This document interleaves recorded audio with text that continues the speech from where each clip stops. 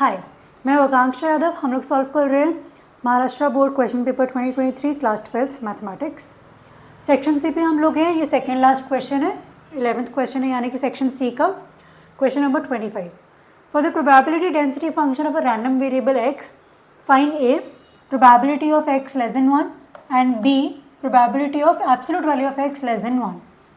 Probability density function क्या है? F of X is equal to X plus 2 upon 18 for X between -2 and 4, 0 otherwise.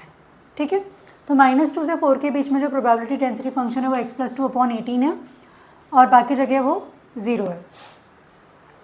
तो अभी देखो, ये जो प्रोबेबिलिटी डेंसिटी फंक्शन दिया हुआ है ये कंटिन्यूस रैंडम वेरिएबल है ना। डिस्क्रीट होता है तो हम समेशन करते हैं एक्स आई पी आई का, है ना। अगर डिस्क्रीट होगा तो हम क्या करेंगे, इसका सवाल से कोई लेना देना नहीं है, मैं बस बता रही हूँ। यहाँ पे अगर प्रोबेबिलिटी निकालनी हो तो हम एक्स आई पी आई का समेशन करते हैं। अभी क्योंकि ये कंटिन्यूस रैंडम वेरिएबल है तो यहाँ पे एक्स आई की जगह डी एक्स हो जाएगा और पी आई की जगह एफ एक्स हो जाएगा और समेशन की जगह इंटीग्रेशन हो जाएगा। इसको भी मैं उसी फॉर्म में लिख लेती हूँ, पी आई एक्स आई। तो एक्स आई की जगह डी एक्स, क्योंकि हम पूरा करें तो छोटे छोटे एक्स ले रहे हैं हम, पी आई की जगह एफ ऑफ एक्स और ये इंटीग्रेशन की जगह समीशन, ये चेंजेस हो जाएंगे, है ना। तो जो फॉर्मूला हम इस्तेमाल करने वाले हैं हम ये वाला इस्तेमाल करने वाले हैं। तो अभी डायरेक्टली शुरू करते हैं। पहले पार्ट में मुझे क्या करना है, मुझे निकालना है प्रोबेबिलिटी जब ये जो रैंडम वेरिएबल है ये लेस देन 1 हो। लेस देन 1 मतलब -∞ से 1 के बीच का सारा नंबर। तो ये किसके बराबर होगा? ये होगा -∞ से 1 तक हम लोग जाएंगे F of x D x. अभी देखो, ये जो F of x D x -2 से पहले 0 है ना।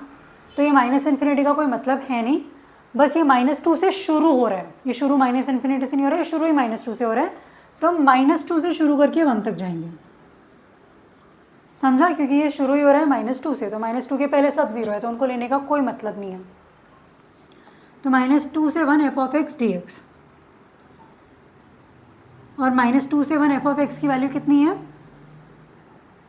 X plus 2 upon 18 D x,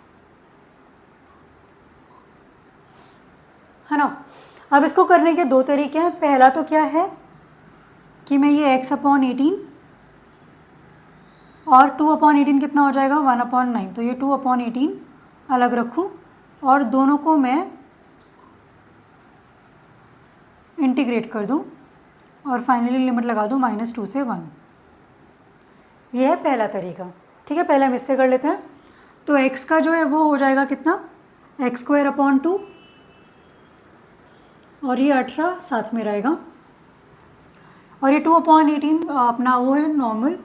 तो 2 अपॉन 18 के साथ क्या आ जाएगा? x आ जाएगा। लिमिट हम लोग लगा रहे हैं -2 से 1। तो पहले 1 डाल लेते हैं, तो ये हो जाएगा 1 अपॉन 2 × 18 36 प्लस ये 2 अपॉन 18 हो गया, है ना, क्योंकि x की जगह भी 1 आ गया। माइनस, अभी -2 लगाएंगे तो -2 का स्क्वायर कितना हो जाएगा? 4। तो ये आ गया 4 अपॉन 36। अभी देखो, यहाँ पे -2 रखेंगे तो 2 × -2 कितना हो जाएगा? -4। तो ये हो गया -4 अपॉन 18। ठीक है, तो अभी देखो ये 1 अपॉन 36 -4 अपॉन 36 है और प्लस 2 अपॉन 18 प्लस 4 अपॉन 18 है। ये हो गया -3 अपॉन 36। ये हो गया 6 अपॉन 18। तो ये आ गया -1 अपॉन 12 प्लस 1 अपॉन 3। अभी जो 1 अपॉन 3 है ये बन जाएगा 4 अपॉन 12। तो 3 अपॉन 12 यानी कि 1 अपॉन 4।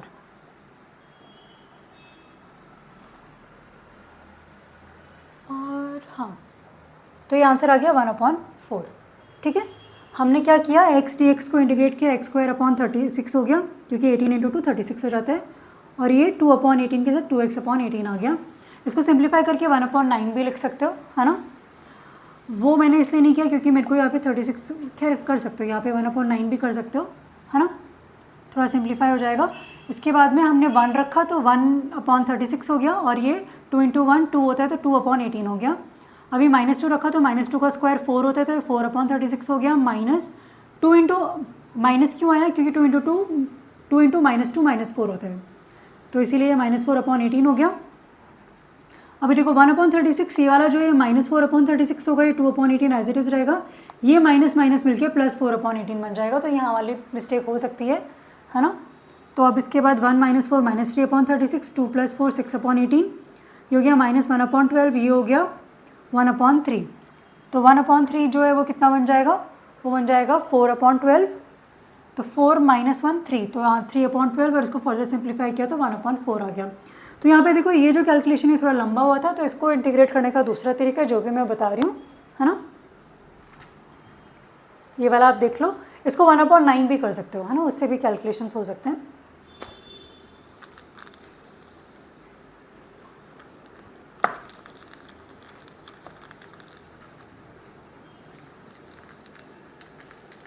दूसरे में हम लोग क्या करेंगे, ये जो x+2 है ना, इसी को मान लेंगे u, सब्स्टिट्यूशन मेथड लगा देंगे, तो x+2 को u मानेंगे तो dx = du आ गया, ठीक है। और u du का इंटीग्रेशन क्या हो जाता है, u²/2u, तो ये हो जाएगा u du/18। मैं लिमिट्स अभी नहीं लिख रही हूँ क्योंकि मैं बाद में फिर से कन्वर्ट करूँगी। तो ये आ गया u² / 2 × 18, और u² की जगह क्या है, x+2, क्योंकि u था x+2, तो ये हो गया x+2 होल स्क्वायर अपॉन 36। और अभी x की लिमिट्स क्या है, -2 से 1। अभी 1 पुट करेंगे, है ना, तो 1 + 2 कितना होता है, 3, और 3 का स्क्वायर कितना हो जाएगा, 9, और यहाँ पे -2 पुट करेंगे तो -2 + 2 का होल स्क्वायर लेंगे अपॉन 36, तो 1 + 2 होता है 3, 3 का स्क्वायर हो गया 9, ये आ गया 9/36, और यहाँ पे -2 + 2 0 हो जाएगा, तो ये पूरा 0 हो गया, और 9/36 को फर्दर सिंप्लीफाई करोगे तो 1/4। तो इसमें ये कैलकुलेशन करना आसान है, पहले हमें कैलकुलेशन काफ़ी लंबी करनी पड़ी थी, है ना। तो अगर इस मेथड से करोगे कि x+2 को तुम u मान लो, x+2 होल स्क्वायर अपॉन 36 कर लो, तो ये कैलकुलेशन फट से हो जाएंगी, क्योंकि -2 + 2 0 हो जाएगा, तो आंसर आ गया 1/4। तो ये तो था पार्ट ए, है ना। अभी हमें करना है पार्ट बी। देखो पार्ट बी में अभी हमें क्या करना है, probability absolute value is less than 1। तो एब्सोल्यूट वैल्यू लेस देन 1 है, इसका मतलब क्या है कि जो x है वो 1 और -1 के बीच में है। तो जब भी एब्सोल्यूट वैल्यू ऑफ x किसी से भी कम हो तो वो इस तरीके से बन जाएगा, जैसे लेस देन 2 होता तो -2 से 2 के बीच में आ जाता। तो यानी कि ये जो वेरिएबल है x, ये -1 से 1 के बीच में है, तो -1 से 1 के बीच में भी ये जो f(x) है ये x+2/18 ही है ना।